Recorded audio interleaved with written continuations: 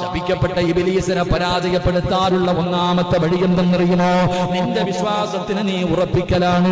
തഖ്വയുള്ള ജീവിതം കൊണ്ട് നിനക്ക് ഇബ്ലീസിനെ പരാജയപ്പെടുത്താൻ കഴിയുമെന്ന് അല്ലാഹുവിന്റെ വിശുദ്ധ ഖുർആൻ.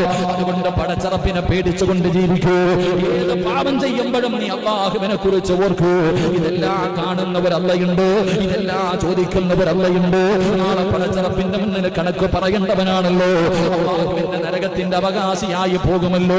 മോനെ, വൃത്തികേടുകൾ ചെയ്യുമ്പോ, ഫോണിലൂടെ മോശമായത് സംസാരിക്കുമ്പോ, മോശമായത് കാണുമ്പോ, മോശമായത് പറയുമ്പോ, മോശമായത് പിടിക്കുമ്പോ, മോശത്തിലേക്ക് നടക്കുമ്പോ നീ ചിന്തിക്കണമല്ല, ഈ കണ്ടുകൊണ്ടിരിക്കുന്ന സമയത്ത് ഞാൻ മരിച്ചുപോയാൽ അല്ലാഹുവേ എന്റെ സർവ്വതും നഷ്ടപ്പെട്ടു പോകുമല്ലോ.